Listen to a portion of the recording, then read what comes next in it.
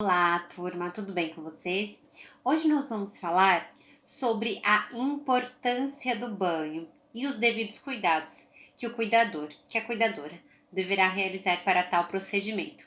Antes da gente falar quais são os devidos cuidados, vamos antes pontuar qual é a importância do banho para a saúde dos idosos. Primeiro, nós vamos dizer que o banho ele traz a sensação de conforto, de bem-estar consecutivamente, aumentando a autoestima das pessoas. Elas se sentem mais confortáveis, elas se sentem mais limpas, elas se sentem mais bonitas, e isso ajuda a contribuir para a melhoria do seu bem-estar, da sua saúde. Vamos dizer também que através do banho nós eliminamos bactérias, vírus que possam estar sobre a superfície de nosso corpo. Então, sendo assim, o banho é uma medida efetiva para a nossa saúde. Além de evitarmos com que esses agentes infecciosos, como vírus, como bactérias, como fungos, fiquem em nosso organismo, o banho também vai melhorar a nossa circulação sanguínea de modo a estimulá-la. Então, gente, o banho ele traz diversos benefícios às pessoas. Quando nós falamos no banho do idoso, né, nós temos de pensar que existem duas formas de acontecer esse banho. O banho pode ser o banho que chamamos de aspersão, que é o banho de chuveiro, e o banho pode ser o banho no leito. Em ambas situações, obviamente, vamos começar a falar então do banho de aspersão, do banho de chuveiro. Eu tenho que pensar em respeitar a autonomia do idoso. Por quê? Nós não podemos infantilizar os nossos pacientes, nós temos de tratá-lo com a real idade que eles têm. Obviamente que pensando em ajudá-los, mas respeitando assim a sua autonomia. Como seria a sua autonomia? A capacidade que os nossos pacientes terão de realizar essas atividades básicas diária, tá? Porque isso faz com que ele sinta que sua integridade está sendo preservada, a sua identidade está sendo preservada. Então, um bom profissional do cuidar, né, um bom cuidador, uma boa cuidadora, é aquela que vai perceber se que o seu paciente ele detém de uma capacidade de realizar as atividades básicas do dia e vai estimular o seu paciente para que assim o faça. Como, por exemplo, você vai dar um banho em seu paciente, deixe-o lavar as suas partes íntimas, deixe-o escovar os dentes também, se assim ele conseguirá realizar, mas obviamente que você estará ao lado para garantir que todas e quaisquer intercorrências que aconteçam, você estará ali para ajudá-lo, tá?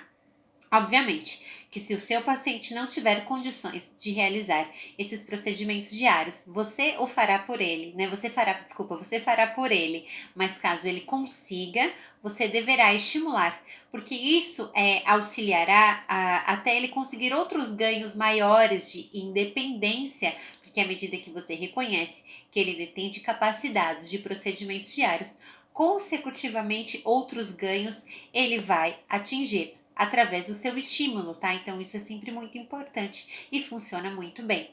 Então o banho ele tem essas diversas características, né? Esses diversos benefícios. Então, antes de você preparar esse procedimento, pensando principalmente no banho de chuveiro por enquanto, eu tenho de preparar todos os materiais que eu vou utilizar, né? Então, o planejamento, ele é útil em todas as atividades que nós nos propomos a realizar.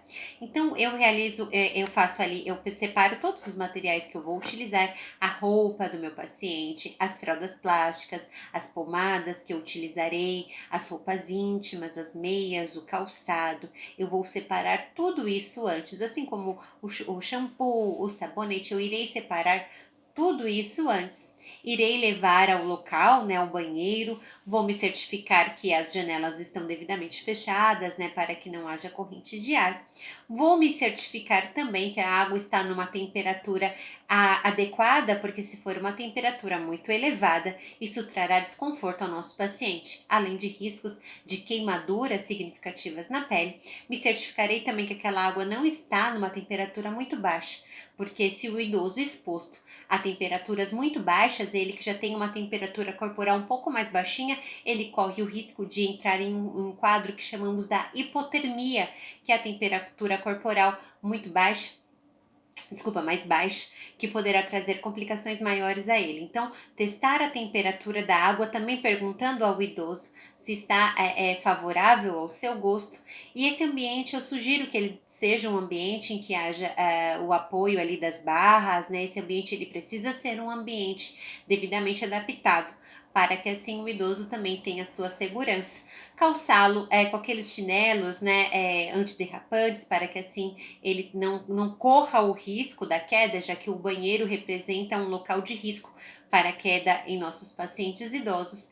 E, obviamente, que eu vou me atentando a todas esses possíveis riscos, né, e evitá-los, de modo a sempre estar ali ao lado do paciente. Mas, obviamente, se ele demonstrar a sua independência e a capacidade de realizar esses procedimentos diários, eu vou sim estimular para que ele consiga obter cada vez mais a sua independência, porém eu sempre estarei ali para prevenir todas e quaisquer intercorrências, tá? Então a ordem que nós vamos realizar a higiene do paciente deve seguir uma ordem lógica, né? Então, obviamente, você começará a realizar a higiene do couro cabeludo, realizando massagens, para que assim você estimule a circulação sanguínea deste local, tá?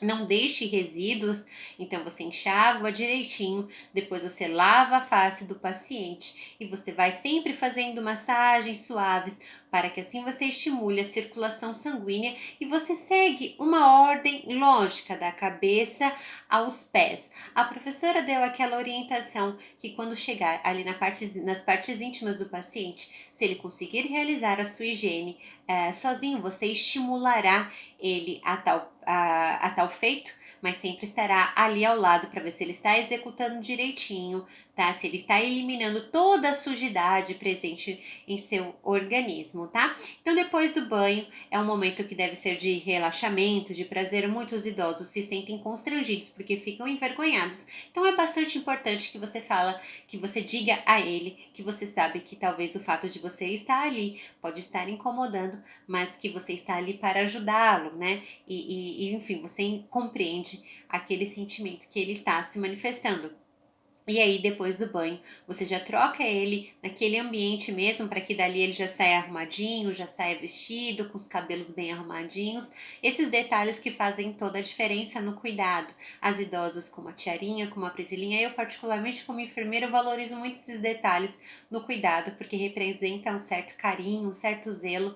Isso é muito importante. Vista já o seu paciente, sempre, principalmente aqui na região do tórax, para evitar a exposição dessa região que é muito sensível do paciente. Seque-o direitinho em todas as partes do seu corpo. E depois, quando você vestir, colocar as fraldas plásticas, não esqueça de sempre colocar uma pomada que sirvam como aquelas pomadas de protetoras, né, contra assaduras. Isso é muito importante também. Vista sempre o seu paciente com roupas confortáveis, sempre combinando roupas que estejam em bom estado, porque tudo isso vai mostrar o seu zelo e seu cuidado, tá? Então, as mesmas medidas que se aplicam no banho de chuveiro, de seguir essa ordem lógica, deverá se aplicar ao banho no leito também. A separação do material, sempre muito importante.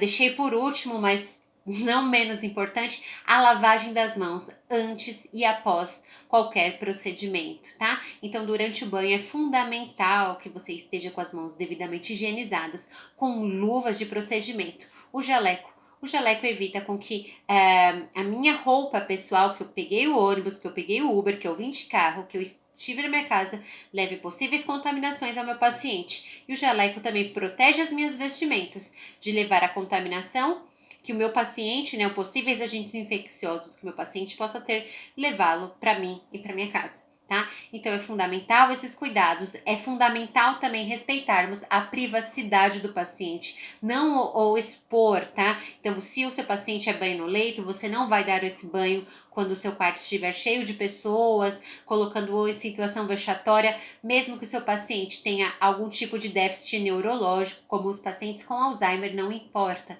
Sempre nós vamos respeitar ao paciente a sua privacidade, isso é ser ético.